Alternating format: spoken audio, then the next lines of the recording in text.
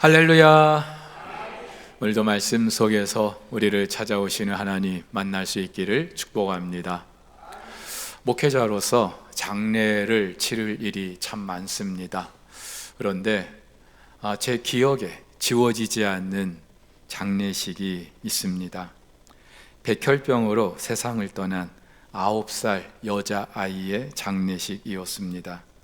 눈에 넣어도 아프지 않을 그 아이가 몹쓸병으로 고생한 것도 모자라서 결국은 먼저 세상을 떠나야 했던 거죠. 그런데 이 아이가 세상을 떠나기 전에 그 아이 엄마가 하루는 이 아이가 더 이상 살 수 없을 거란 그런 생각이 들었는지 빨간 원피스, 빨간 구두를 사다가 그 병상에 누워있는 아이에게 입혀주고 또 그 발에 신겨주는 겁니다. 왜냐하면은 워낙 어릴 때부터 병원에 있었던 시간이 많았기 때문에 제대로 그 예쁜 옷, 예쁜 신발 한번 제대로 신어본 적이 없었기 때문에 그렇게라도 입히고 또 신기고 싶었던 거죠. 결국 그 아이 그렇게 엄마 아빠 곁을 떠나게 됩니다. 장례를 치르는 날 그 아이의 관이 화장장에 그 화구로 들어가는 순간 급기야 그 어미는 그 자리에서 실신하고 말았어요. 왜 안 그랬을까요? 당시 저에게도 비슷한 또래의 아이가 있었기 때문에 정말 남 일 같지 않은 그런 장례를 치러야 했습니다. 자식의 죽음이 그렇죠. 하루는 예수께서 제자들과 함께 갈릴리 근처 나인이란 한 작은 성을 향하게 되었습니다. 바로 앞부분을 보면은 예수님께서 백부장의 그 병든 종 만나보지도 않고 말씀 한마디로 살려주셨어요. 고쳐주셨어요. 그래서인지 지금 예수님 주변에는 허다한 무리가 함께하고 있습니다. 근데 성에 가까이 갈 때에 예수님 일행은 성 안에서 나오는 한 무리의 장례 행렬을 만나게 돼요. 사람을 고치고 살리고 난 그 행렬과 죽은 사람을 장사하러 가는 그 행렬에 서로 대조된 만남입니다. 그 장례 행렬 얼마나 무겁고 또 어두웠겠습니까? 그런데 이 장례 행렬엔 또 다른 아픔이 있고 슬픔이 있었어요. 바로 그 행렬 한 귀퉁이에서 울며 따르는 한 여인의 모습에서 알 수 있습니다. 성경은 죽은 자가 이 여인의 독자라고 합니다. 이 여인은 과부라고 합니다. 남편 잃고 그나마 의지하고 살던 그 하나밖에 없는 아들이 죽은 거예요. 얼마나 슬펐을까요? 얼마나 안타까웠을까요? 얼마 전에 유행한 드라마 폭삭 속았수다, 여러분들 가운데도 보신 분들 많을 텐데 장안의 화제가 됐죠. 지난 1950년대부터 지금에 이르기까지 우리 현대사의 가장 치열했던 시대를 역시나 가장 치열하게 살아낸 사람들의 그 가슴 따뜻한 이야기를 다루고 있습니다. 근데 이 극 중에서 양관식과 오해순의 그 부부가 때마침 불어닥친 그 태풍에 셋째 아이 동명이를 잃게 됩니다. 아무리 금명이, 은명이 첫째, 둘째가 있다 할지라도 정말 그 셋째 아이, 눈에 넣어도 아프지 않을 그 셋째 아이를 잃은 그 슬픔을 무엇에 비할 수 있겠습니까? 그래서일까요? 이 극 중에서 한 번씩 툭툭 이렇게 쏟아내는 그 대사가 그렇게 자식을 잃은 부모의 마음을 잘 대변해 주는 것 같아서 너무나 마음이 아팠습니다. 이런 말들이 있죠. 부모는 죽어도 하늘에 보내지만 자식은 죽으면 명치 끝에 박힌다고요. 아이를 잃은 그 아비의 슬픔이, 울음이 파도를 덮었다고요. 자식 잃은 어미는 바다보다 더 운다고요. 엄마는 죽어도 추억이 되는데 자식은 안 된다고요. 그래서 그 드라마를 보면은 그 아이가 죽고 나서 수십 년이 지났는데도 이미 엄마 아빠가 머리가 희끗한 그런 나이가 되었는데도 여전히 그 무덤을 찾아요. 그 아이를 잊지 못하는 거예요. 우리 중에도 세월이 흘렀는데 여전히 그날 그 자리에 머물러 있는 분들 계십니다. 이 자리를 빌어서 다시 한번 이분들께 하나님의 위로가 넘치기를 주의 이름으로 축복합니다. 자, 그런데 여러분, 오늘 이 본문의 장례 행렬은 그렇게 끝나지 않아요. 중간에 멈춰요. 아니, 멈추는 정도가 아니라 생명의 행렬로 바뀝니다. 그렇죠? 사망 권세 이기시고 부활하신 우리 주님께서 이 죽은 과부의 아들을 살려주셔요. 절망과 슬픔의 행렬을 기쁨과 소망의 행렬로 바꿔주십니다. 우리 주 예수 그리스도는 그 어떤 슬픔과 절망으로 가득한 상황이라 할지라도 생명으로 기쁨으로 바꿔주시는 분인 줄 믿으시기를 바랍니다. 그런데요, 저는 오늘 이 말씀을 우리 석포교회 그리고 우리 한국교회에 좀 적용을 해보려고 합니다. 아시다시피 우리 한국교회 지금으로부터 140여 년 전에 복음을 전해받고 이후에 정말 거침없이 무섭게 성장을 거듭해 왔습니다. 미국 다음으로 많은 선교사를 파송하게 됐고요. 세계 대형 교회 10위권 안에 우리나라 교회가 다수 포함될 정도로 짧은 선교 역사 속에서도 세계가 주목하는 교회가 됐습니다. 근데요, 언제부터인가 여기저기서 심각한 적신호가 켜지고 있습니다. 교회의 성장이 멈춘 정도가 아니라 오히려 마이너스를 치닫고 있어요. 전에는 십자가만 세우면 수년 안에 자립할 수 있었는데 이제는요, 문을 닫는 교회, 합병하는 교회가 늘고 있습니다. 지난 코로나 이후에 돌아오지 않는 일명 가나안 성도도 점점 늘고 있습니다. 그뿐입니까? 기복신앙, 번영신학에 물들어서 성경은커녕 사회적 눈높이에도 미치지 못하는 형편없는 그런 윤리의식 때문에 사회적인 문매를 맞고 있습니다. 그런데요, 오늘 저는 특별히 교회 안에 우리 다음 세대 문제를 한번 다뤄보려고 합니다. 작년 연말이었어요. 우리 노회안의 한 교회 목사님이 울먹이면서 이렇게 말하는 거예요. 목사님, 우리 교회 유초등부 학생이 딱 한 명인데 이 아이가 내년에 중학교에 올라갑니다. 그러면 내년에는 우리 교회 유초등부는 아무도 없습니다. 울먹이면서. 근데 여러분, 지금 이게 그 교회만의 문제가 아니라 한국 교회 대부분의 그런 현상 중에 하나예요. 다음 세대가 줄고 있습니다. 숫자가 감소하는 것은 말할 것도 없고 아예 교회 학교 없는 그런 교회들이 태반이에요. 물론 교회만의 이유는 아니겠죠. 사회적으로 지금 결혼 연령도 높아지고 출산율도 감소하고, 그래서 어쩌면 당연한 현상일 수 있습니다. 저만 해도요, 콩나물 시루 같은 그런 교실에서 공부했는데 지금은 한 학급에 20명을 넘지 못하고 그 학급마저도 5손가락을 넘지 못해요.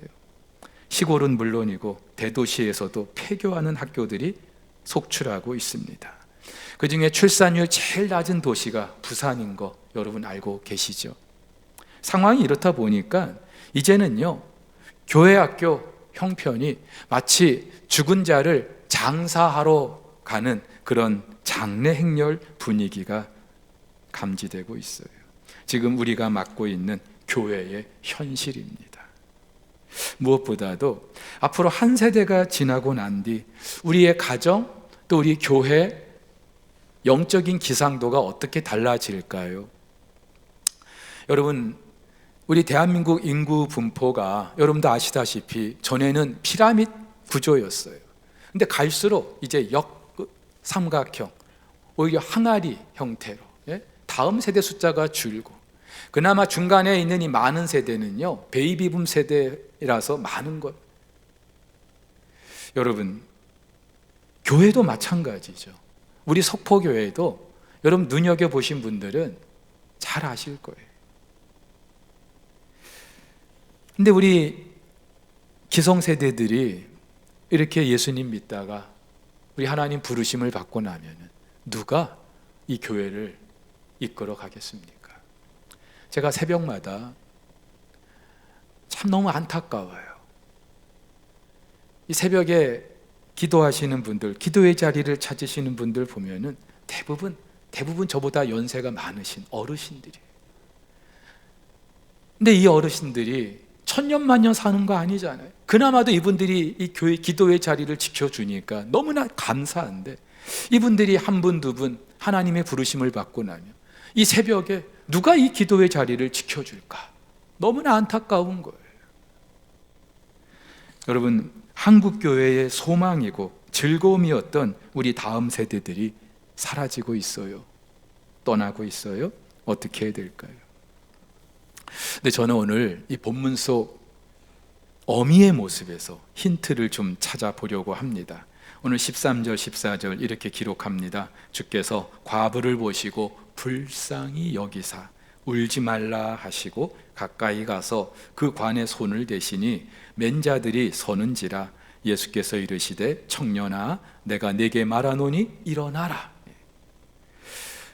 여러분, 지금도 그렇지만 예수님 당시 장례 행렬을 마주한다는 건 뭐 그렇게 낯선 거 아닐 거예요. 예수님은 당신이 목격한 모든 장례 행렬을 그리고 멈추신 것도 아닐 거예요. 물론 회당장 야이로의 딸, 또 아끼던 나사로 죽었는데 살려주셨어요. 하지만 그뿐이에요. 예수님은요, 당시에 모든 죽은 자들을 다 살리신 게 아니에요. 장례식장마다 찾아다니면서 죽은 자를 살려주신 게 아니에요. 그것을 위해서 오신 것도 아니에요. 근데 오늘 본문에 주님께서는 그 죽은 아들을 살려주십니다. 이유가 뭘까요? 이 어미가 예수님 발 앞에 엎드려서 흐느끼면서 죽은 내 아들 살려달라고 그렇게 지금 애원하고 있습니까? 아니면 누구처럼 이 여인의 행실이 정말로 많은 사람들의 귀감이 돼서 그 동네 사람들이 주님, 이 여인을 불쌍히 여겨달라고, 이 여인의 아들을 좀 살려달라고 그렇게 애원하고 있습니까? 아니에요. 그저 우연히 마주친 행렬일 뿐입니다. 지나쳐도 상관없습니다. 근데 구태여 예수님 걸음을 멈추신 이유가 뭘까요? 게다가 예수님은 이 죽은 아이의 그 관에 손을 대셨어요. 유대인들은요, 그 관뚜껑을 덮지 않고 장례를 치렀다고 합니다. 그렇다면 지금 예수님은 죽은 사람의 시체에 손을 대신 거예요. 율법에 있을 수 없는 일이에요. 시체나 또 그 죽은 시체와 관련이 있는 모든 물건에 손을 대는 것은 부정한 일이었어요. 만약 이 자리에 종교 지도자들이 있었다면은 기겁할 일이고 예수님을 고소할 수 있는 좋은 빌미가 되는 일이에요. 그런데도 예수님은 이 행렬을 멈추십니다. 그 관에 손을 대십니다. 이유가 뭘까요? 바로 이 아들의 어미 때문입니다. 우리 주님의 발걸음을 멈추게 했던 것은 이 여인의 울음 때문이었어요. 예수님은요, 아들을 잃고 슬피 우는 그 여인을 보셨어요. 그리고 불쌍히 여기십니다. 여기서 이 불쌍히 여기다라는 동사는요, 단순한 동정 정도가 아니라 이 사람의 내장이, 심장이, 창자가 끊어지는 듯한 그런 아픔을 표현하는 말이에요. 당연히 그 아들을 잃은 어미의 마음은 오죽하겠습니까? 그런데 예수님은 그 여인의 슬픔을 당신의 것으로 지금 받아들이신 거예요. 그러면서 그 여인과 같이 똑같이 불쌍히 여기셨다는 거죠. 그래서 어떤 영어 성경은요, 이 구절을 이렇게 번역합니다. His heart went out to her. 예수님의 그 마음이 누구에게 지금 나가 있다는 겁니까? 그 여인에게 완전히 이입이 돼 있는 거예요. 여러분, 여기서 우리가 알 수 있는 게 있어요. 예수님의 1차적인 관심은 아들이 아니었어요. 어미였습니다. 근데 여러분, 이 여인만 그랬던 게 아니죠. 성경을 보면은 예수님이 어떤 기적을 행하실 때 그 마음속 주된 동기가 불쌍히 여기심 때문이었어요. 한 나병 환자를 고치실 때도, 베세다 들녘에 그 많은 무리를 떡 5개 물고기 2마리로 먹이실 때도 불쌍히 여기셔서, 앞을 보지 못하는 소경을 고치실 때도, 그리고 죽은 나사로를 살리실 때도 불쌍히 여기셔서 예수님 앞에 자기의 병든 몸을 고쳐달라고 애원했던 그 사람들도요, 다른 거 없었어요. 예수여 우리를 불쌍히 여기소서. 다윗의 자손이여 나를 불쌍히 여겨 주소서. 불쌍히 여겨 달라는 것뿐이었어요.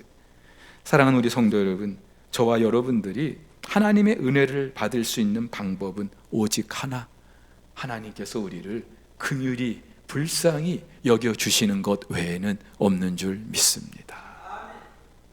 그렇다면 지금 저와 여러분들 갈수록 줄고 있는, 사라지고 있는 우리 다음 세대를 보면서 얼마나 애통해 하십니까? 얼마나 안타까워 하십니까? 사랑하는 우리 성도 여러분, 우리 한국교회는요, 우리 석포교회는요, 과부가 돼야 합니다. 과부가. 더 이상 지난날 쌓아둔 그 양식만 생각하고 배만 두드리는 그 부자가 아니라 아들의 죽음을 온몸으로 절규하는 과부가 돼야 합니다. 우리 석포교회도 지난날 주일학교 학생들이 1,000몇백 명 모일 때도 있었어요. 그러면서 우리 어르신들, 그때가 좋았지, 그때가 좋았지. 더 이상 우리가 그렇게 옛날만 이야기하고 있을 때가 아니라 정말로 지금의 이 안타까운 현실을 아파하면서 눈물로 하나님께 울부짖어야 할 줄로 믿습니다. 왜요? 우리 다음 세대가 사라지면은 석포교회, 한국교회 더 이상 의미 없어요. 소망이 없어요. 그렇다면은요, 이제라도 우리가 눈물로 하나님께 엎드려야 될 줄로 믿습니다. 시간마다 우리 자녀들을 위해서, 우리 교회 안에 다음 세대들을 위해서 눈물로 무릎을 꿇어야 할 줄로 믿습니다. 그렇게 저와 여러분들이 우리 다음 세대들을 위하여 눈물로 엎드릴 때 우리 주님, 우리를 불쌍히 여기셔서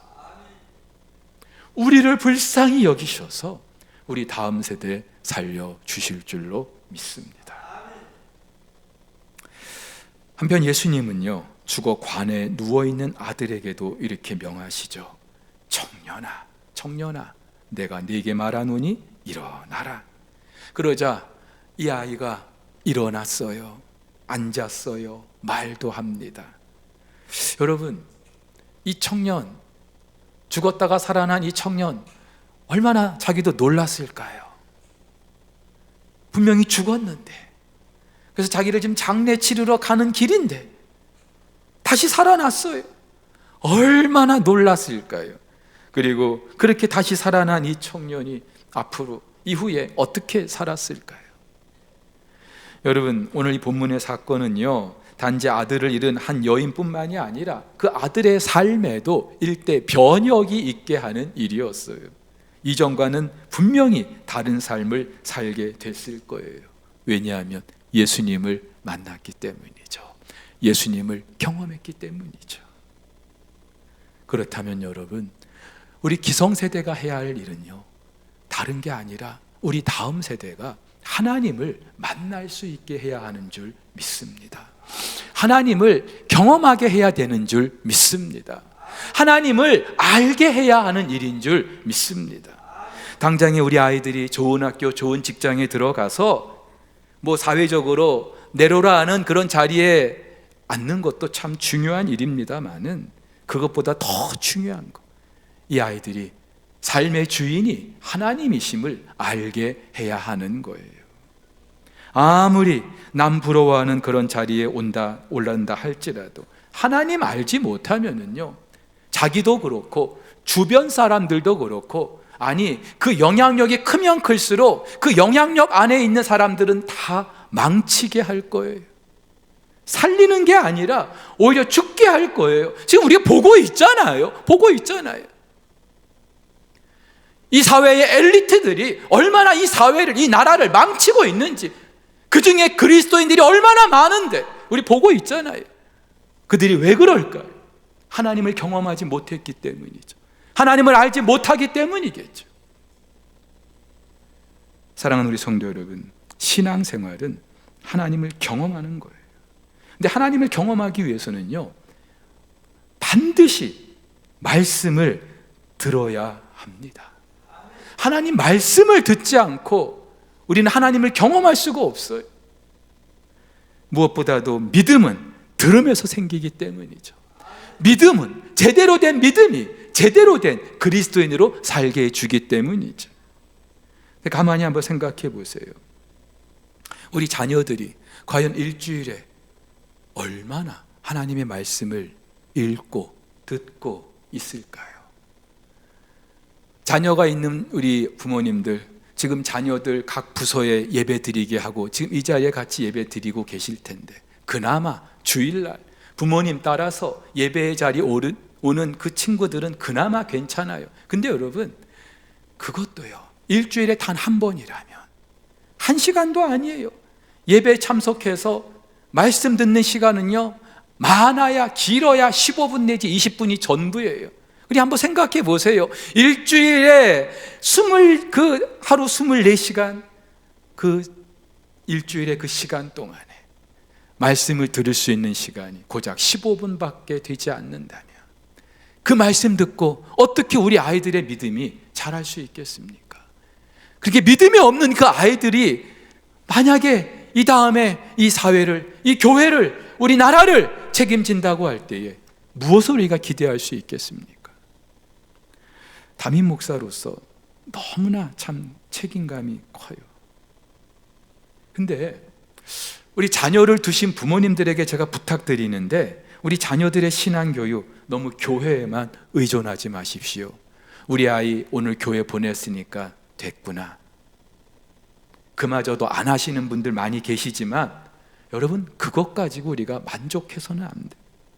여러분의 가정에서 우리 자녀들이 하나님을 만날 수 있게 해주시기를 주의 이름으로 축복합니다. 하루에 한 장이라도 성경을 읽게 하세요. 무슨 수를 써서라도, 용돈을 줘서라도 성경 읽게 하세요. 일주일에 한 번이라도 자녀들과 함께 한번 그 말씀 나눠보세요. 함께 기도회 자리를 만들어 보세요. 부모가 챙기지 않으면은요, 우리 아이들의 자녀들의 그 신앙교육 황무지가 될 거예요. 그런 면에서 다시 한번 저는 가정 예배를 강조하고 싶습니다. 아시다시피 우리 믿음의 선배들은요, 하나님을 가정에서부터 예배했고 만났어요. 물론 그 시대는 뭐 지금처럼 이렇게 공동체로 모이지 못했기 때문에 그러려니 할 수 있지만요, 하지만 여러분, 가정에서부터 하나님을 예배하고 그 가정에서 하나님을 만났다는 이 사실이 얼마나 중요한지 아십니까? 그렇게 우리 선조들은 가정에서 하나님을 향한 그 믿음을 후대에 이어줄 수 있었고요, 그리고 그 하나님을 예배하는 자리에서 가족 간의 소통은 물론이고 가정의 크고 작은 문제도 해결해 갈 수 있었어요. 아브라함의 가정이 그랬어요. 그 가족이 하나님을 가는 곳마다 예배하면서, 때마다 하나님을 예배하면서 하나님의 약속을 그들이 계속해서 이어갈 수 있었어요. 아브라함이 이삭에게, 이삭이 야곱에게, 야곱이 요셉에게 계속해서 그 약속을 이어갈 수 있었어요. 때로는 그 가정이 풍비박산 날 위기가 있었는데도 하나님을 예배하는 그 자리에서, 약속의 말씀을 받은 그 자리에서 그 모든 위기들을 극복할 수 있었습니다. 한마디로 가정에서 가정을 지킨 거예요. 여러분, 우리 가정, 학교가 지켜주는 게 아니에요. 교회도 우리 가정을 지켜주는 게 아니에요. 나라가 지켜준다고요? 천만의 말씀, 우리의 가정에서 지켜야 하는 줄 믿으시기를 바랍니다. 그래서 우리 믿음의 선조들은 지난 2000년 기독교 역사 속에서도 계속해서 특별한 교육기관이 없었던 때 가정에서부터 이 예배를 드리면서 그 믿음을 이어 주었어요. 실제로 웨스트민스터 신앙 고백서를 보면은요, 회중 예배 그리고 개인 예배와 함께 이 가정 예배가 우리 그리스도인이 드려야 될 3가지 가장 중요한 예배의 형태로 말하고 있어요. 저도 어렸을 때 부모님, 어머니와 함께 우리 사형제가 모여서 예배 드렸던 기억이 아직도 선해요. 물론 다 좋았던 것만은 아니에요. 학교 가야 하는데 그 바쁜 시간에 앉혀놓고 예배를 드리는 엄마가 원망스럽기도 했어요. 그런데 지나고 보니까 그 시간이 우리 사형제의 그 믿음을, 신앙을 지켜주었던 것 같아요.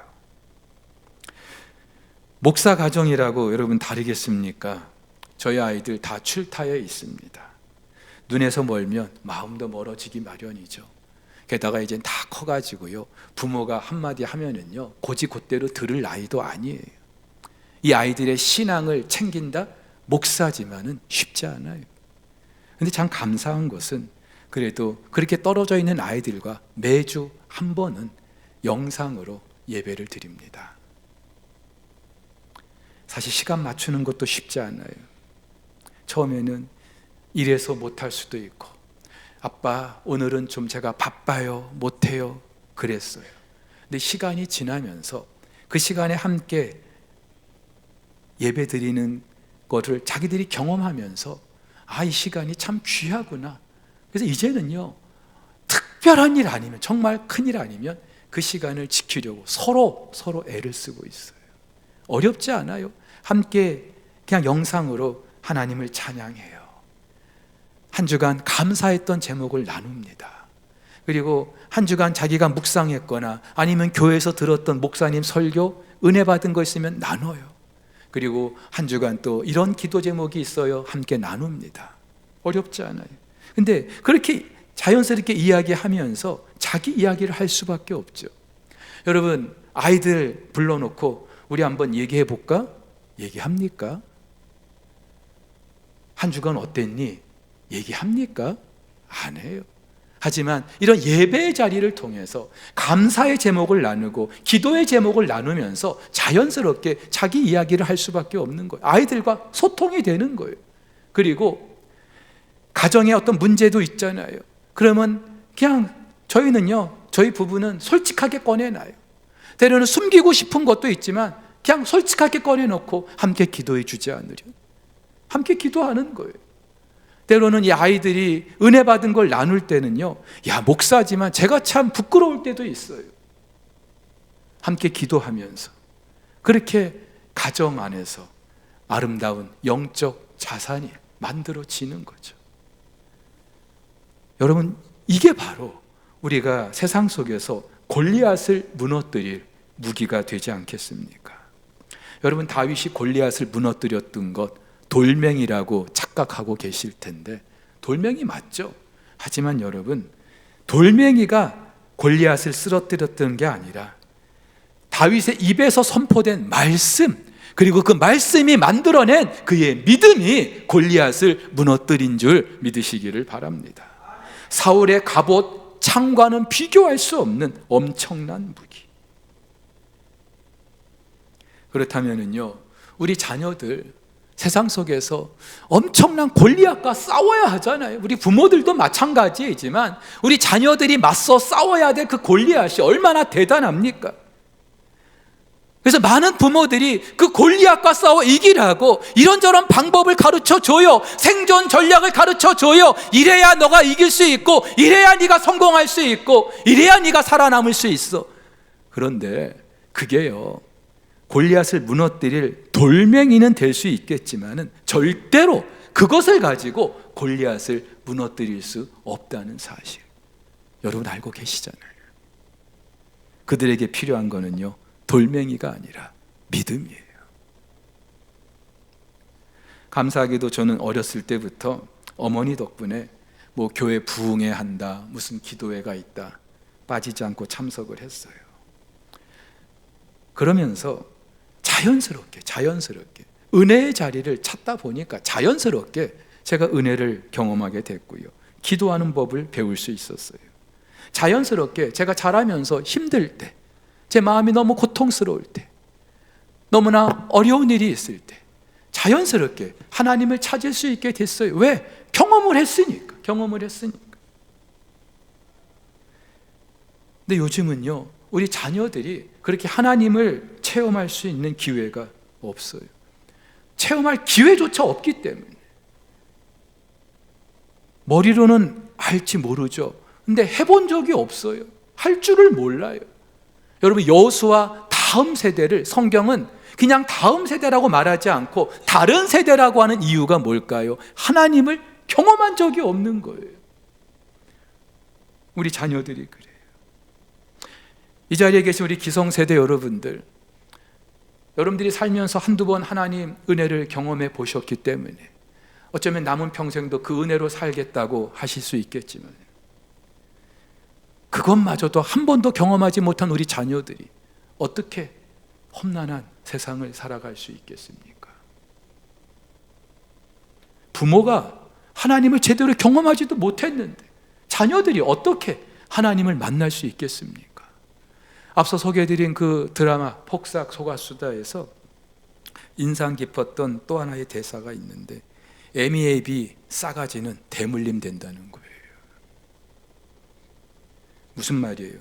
부모의 됨됨이가 자녀에게 그대로 이어진다는 거예요. 굉장히 무서운 말씀이죠. 안 보는 것 같아도 다 보고 있어요. 그리고 우리 자녀들은요, 부모에게서 보고 배운 대로 그렇게 살아요. 근데 여러분, 잘못된 것만 그렇게 대물림 되는 거 아니겠죠? 좋은 것도, 우리의 믿음도 대물림 되지 않겠습니까? 그럼 우리 뿌려야죠. 우리 자녀들에게 뿌려야죠. 어떻게 뿌려요? 나는 떡을 썰 테니 너는 글씨를 써라, 이래가지고 될까요? 아니요. 같이 떡을 썰든지 같이 글을 쓰든지 보여줘야 돼요. 부모가 어떻게 사는지 보여줘야 돼요. 뿌리지도 않으면서, 보여주지도 않으면서 거둘 생각한다면 이거야말로 놀부심보 아니겠습니까? 사랑하는 우리 성도 여러분, 다시 살아난 청년 어머니에게 되돌려졌어요. 예수님이 그 청년 보고 너 이제부터 나를 따라라 그렇게 하시지 않았어요. 그 어머니에게 되돌려 주셨어요. 우리 주님에 의해서 다시 살아나는 우리 다음 세대들, 우리 한국교회, 우리 서포교회의 소망이 될 줄로 믿습니다. 다음 세대에도 계속해서 하나님의 그 부흥의 역사를 경험하게 해주실 줄 믿습니다. 이와 같은 은혜가 울면서 눈물로 씨를 뿌리는 저와 여러분들에게도 있게 되기를 주의 이름으로 축복합니다. 함께